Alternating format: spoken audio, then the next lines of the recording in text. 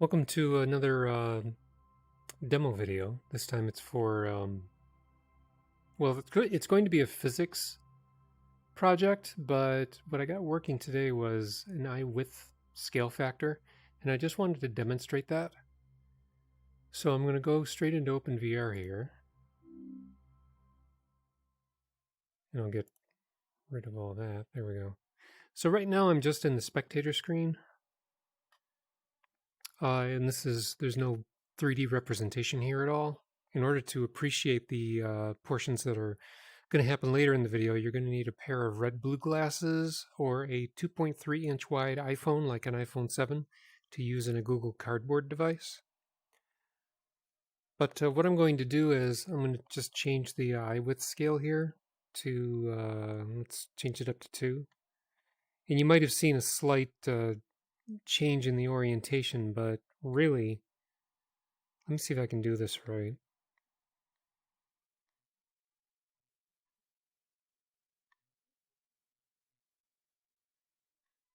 Right about here. You shouldn't be seeing any significant size change in the spectator screen. You might see like a lateral offset of some sort. Whoops. But otherwise you shouldn't be seeing a lot of change, and that's because you can't understand the brain. Well, there's no way to see what both eyes are seeing. So now I'm going to switch over to the red-blue anaglyph. There. So now we're at normal eye width, and if I look around the room,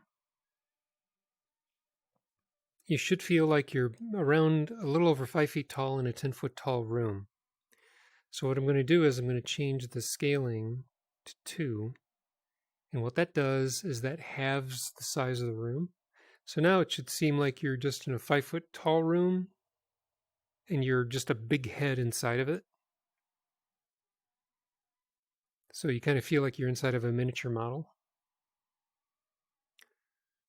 And then I'll change this up to 4. So now it's even smaller. It's only 2.5 feet tall.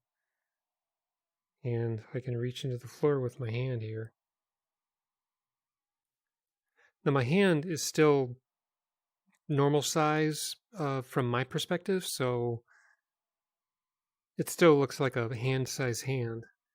But you can actually reach and, whoops, I just bumped my desk. I have to render my hands as far as in the same scale as my head in the real world. Otherwise, it just doesn't register and it isn't very comfortable to view.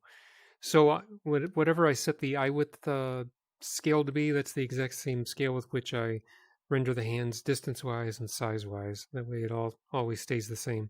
So I'm going to keep my hand here, and I'll change this back to 1.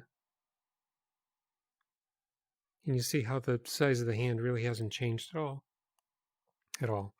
Okay, so now we're back to being 5 feet tall in a 10-foot room, and I'll look around again so you can re-get your bearings. And now I'm going to change the scaling to 0.5. This doubles the height of the room, and now you should feel like you're in a 20-foot tall room suspended in the air. And then I'll drop it down to 0.25, and that makes it a 40-foot tall room. You should feel like you're suspended very high up in the air.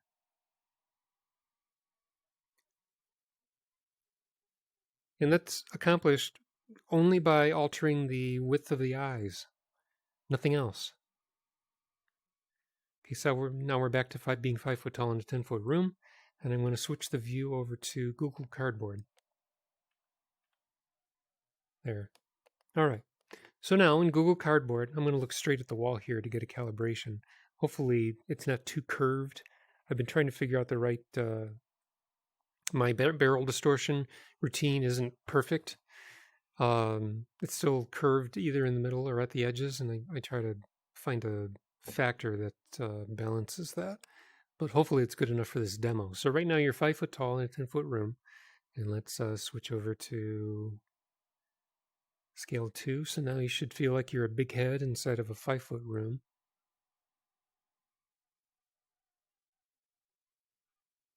And then I'll increase the scale again. You should feel like you're a big head in a 2.5 tall, 2.5 foot tall room. And again, I can reach into the floor with my hand. And it's a normal sized hand. And I'll switch this over to 1 again. And again, the hand is still normal sized. And we're back to being 5 foot tall in a 10-foot room again. So let's drop it down to 0.5. Should now feel like the walls are 20 feet tall and you're suspended in the air.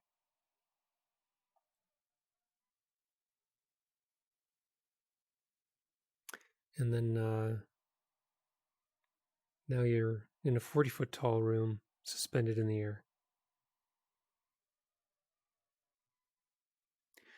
In this room, I'm going to start having a ball bounce around in various ways. I might have it slide on the wall, or it might bounce constantly, or it might lose its bounce and come to a rolling stop. This is the room where I'm going to do that. So hopefully the next video will have some of that. And we're back to being 5 foot tall in a 10-foot room again. And that's it for this demo. So thanks for watching, and I will see you in the next demo.